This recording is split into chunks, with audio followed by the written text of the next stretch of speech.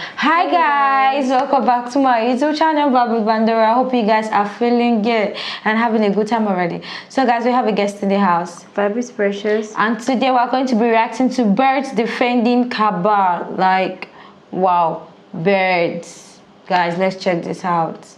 क्या तुमने नहीं देखा कि तुम्हारे परवरदिगार ने हाथी वालों के साथ क्या किया? क्या उसने उनका दांव गलत नहीं किया? और उसने उन पर झुंड के झुंड परिंदे छोड़ दिए जो उन पर खंगर की पथरियां फेंकते थे, तो उसने उनको ऐसा कर दिया जैसे खाया हुआ भुस।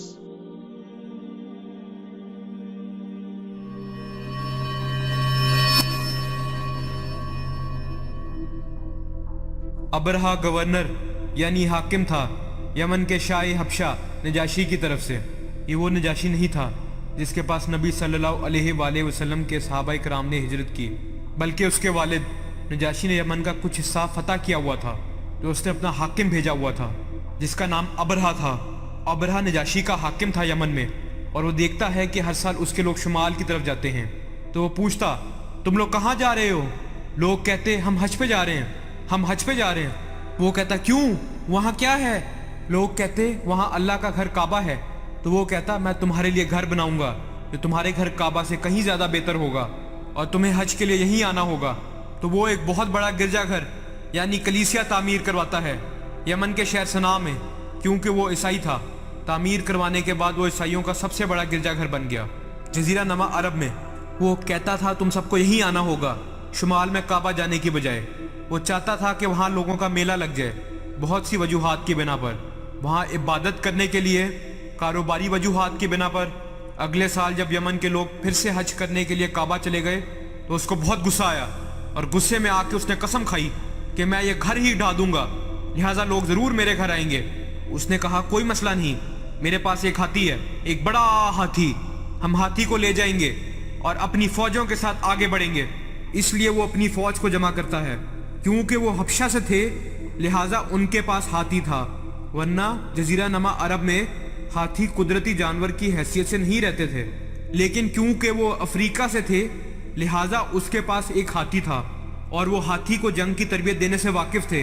और जब वो काबा की तरफ रवाना हुआ अपनी फ़ौज के साथ, जिसमें कुछ कहते हैं तकरीबन 8 हाथी थे और कुछ कहते हैं तकरीबन 20 हाथी थे। बेशतर रवायात कहती हैं वहाँ सिर्फ एक बड़ा हाथी था, बाकी आम ऊंट वगैरह थे। कुछ मौरखीन कहते हैं नहीं, ये बहुत से हाथियों की पूरी फौज थी। लेकिन कुरान पाक एक हाथी का जिक्र करता है, अल-फील, मतलब एक हाथी। तो इसहाबे फील यानी हाथी वाले लोग, बड़ा, बहुत बड़ा हाथी, और वहाँ फौजें थीं जो हाथी के साथ आई थीं। और ये भी कहा जाता है कि उसने काबा जाने के लिए एक अरब दौरा रहनुमा रखा था। उन्होंने मक्कातुल मुकरमा की तरफ चढ़ाई शुरू की। जब वो ताइफ के करीब पहुंचे तो वो एक कासिद भेजते हैं कि जाओ सैयद यानी अहले मक्का के सरदार के पास और उन्हें कहो, हम लड़ना नहीं चाहते, हम आ रहे हैं, हम काबा को ढाएंगे और वापस लौट जाएंगे। तो अब्दुल मुत्तलिब, जो कि हमारे हजूर सल्लल्लाहु अलैहि वसल्लम के दादा हैं, खाना काबा के मुतवल्ली और अहले मक्का के सरदार थे, उन तक खबर पहुंचाई गई कि वो ये करने आ रहे हैं। आपने फरमाया, ठीक है, उसे आने दो।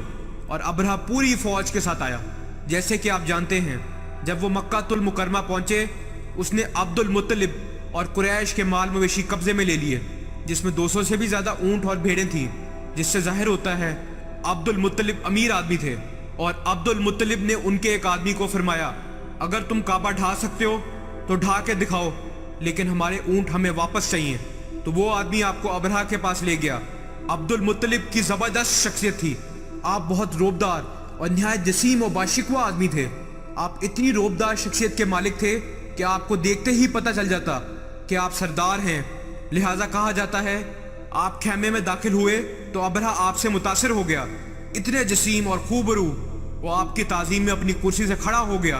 वो आपसे कहता है, मुझे आपसे कोई मसला नहीं, आप बस शहर से चले जाएं और मैं आपके घर को ढा दूंगा, और मुझे तुम लोगों से कोई मसला नहीं, जाती कुछ भी नहीं है, मैं सिर्फ आपकी इबादत गाह को ढाना चाहता हूँ। फिर अब्दुल मुत्तलिब ने फरमाया, मैं आपसे घर के बारे में बात करने नहीं आया हूँ, मैं आपसे काबा के बारे में बात करने नहीं आया, मैं आपसे अपने ऊँटों के बारे में बात करने आया हूँ। اور تب ابرہا نے عبد المطلب کے لیے تمام احترام کھو دیا اور اس نے کہا کہ میں تمہارے مقدس گھر کو ڈھانے آیا ہوں اور تم مجھ سے اپنے اونٹوں کے بارے میں بات کرنے آئے ہو۔ ابرہا نے سوچا کہ شاید عبد المطلب اپنے کعبہ کے بارے میں بحث کرنے والے ہیں اور اس لیے وہ آپ کی تعظیم کر رہا تھا، اور پھر جب آپ نے اپنے اونٹوں کا مطالبہ کیا تو اس نے کہا میں نے آپ کے لیے تمام احترام کھو دیا۔ پھر عبد المطلب نے زبردست جواب دیا جو دل سے سننے والا ہے۔ عبد المطلب نے فرمایا کعبے کے ایک مالک ہیں جو اس کی حفاظت فرمائیں گے، اور اونٹوں کا مالک میں ہوں تو ان کی حفاظت کا ذمہ میرا ہے۔ عبد المطلب کے جواب کی وجہ سے ابرہا نے اونٹوں کو واپس کر دیا، اور پھر قریش نے شہر چھوڑ دیا اور پہاڑوں کی گھاٹیوں اور چوٹیوں پہ پناہ گزیر ہو گئے۔ بہت دعا کرنے کے بعد عبد المطلب کعبہ کا طواف کرتے ہیں۔ اس کے بعد عبد المطلب کعبے کا دروازہ پکڑ کر اللہ سے التجا کر رہے ہیں کہ او اللہ، ہم اس فوج سے نہیں لڑ سکتے، وہ ہمارے سے بہت مضبوط ہیں، ان کے پاس ہاتھی ہے اور ہزاروں آدمی ہیں، آپ ہماری مدد کریں، آپ اس کی حفاظت فرمائیں۔ پھر یہ لوگ کعبہ کی طرف بڑھنے لگے۔ ہاتھی نے مزید چلنے سے انکار کر دیا۔ ہاتھی رک گیا۔ حیران کن بات ہے، انہوں نے اسے مارنا شروع کیا۔ ہاتھی مزید نہیں چلا۔ انہوں نے جب اس کا رخ موڑ کے اسے پیٹا، وہ بھاگ گیا۔ جب انہوں نے اسے روکا اور اس کا رخ موڑا تو وہ پھر سے رک گیا۔ سبحان اللہ، کس نے روکا اسے؟ اللہ سبحانہ و تعالیٰ نے۔ وہ بحث کر رہے تھے کہ کیا کریں، اتنے میں پرندے آ گئے۔ وہ دیکھتے ہیں پرندے جو پتہ نہیں آسمان میں کہاں سے آئے۔ ان پرندوں میں سے ہر ایک کے پاس 3 کنکر کی پتھریاں تھیں۔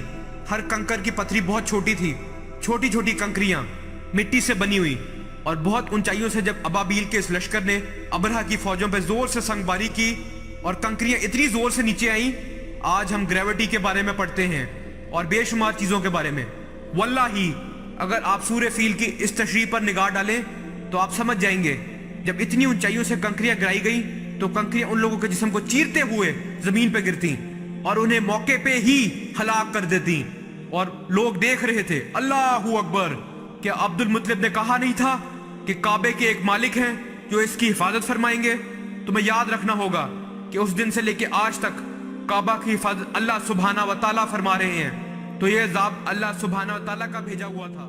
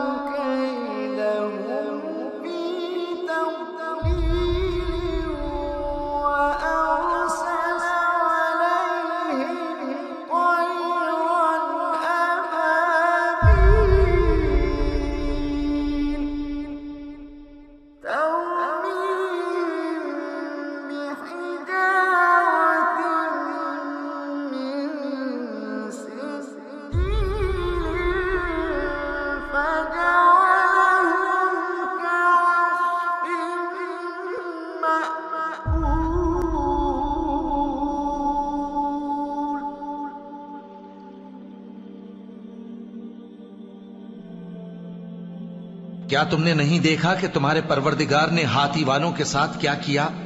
کیا اس نے ان کا داؤں غلط نہیں کیا؟ اور اس نے ان پر جھنڈ کے جھنڈ پرندے چھوڑ دیے جو ان پر کھنگر کی پتھریاں پھینکتے تھے، تو اس نے ان کو ایسا کر دیا جیسے کھایا ہوا بھس۔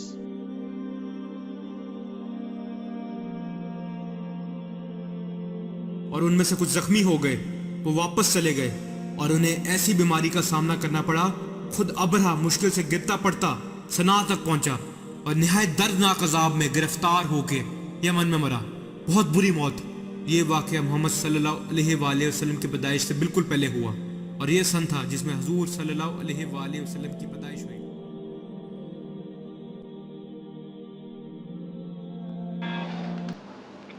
Wow, like this is very, very beautiful. Like it's so beautiful in the sense that, you know, one thing, like this whole video is just like, no matter how big your problem is that you think and you feel you can't overcome it, just always pray, even at the dying moment. Always pray, because God got you through the end, you know.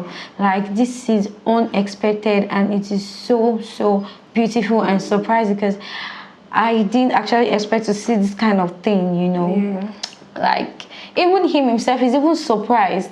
Like, he was trying to understand, like, why, like, everything was just so surprising to him, because he think that, like, this is the end of it all. But, you know, God makes a way, like, and there's nothing that's impossible for him. Like, for the Muslim, they'll say Allah, you understand? No matter what you're facing, no matter how deep and big the problem might be, just always run to God, because he got your back through anything. Like, I love this. So tell me, what's your intake on this? Yeah, I just feel that this video is more like he wasn't expecting any help from God or from anybody, because you can see the man is just on his own. He doesn't have his own army. He doesn't have much power. Even if he tried to talk to the man that he should not come to destroy the Kaaba, but you know, the birds came out, like they came along because I mean God sent them, and that was a more stronger army than the army he thought he had. And they were not even expecting anything like that. They were not even prepared for war, because they know the man does not have any army and he's not even going to be willing to fight, because he's a haram. Like, to fight is a haram. So you just want to let things be. God came through for him and just intervened, and I could see the joy in his face, the joy and surprise, like, wow, birds, really, like, this, like, the least I expected. Exactly. Like, it won't even come to your thought, to your mind, like, wow, I really love this. Is so educative, you know. So guys, we've come to the end of today's reaction. Don't forget to like, comment and subscribe. I love you so much. See you in the next one. Bye.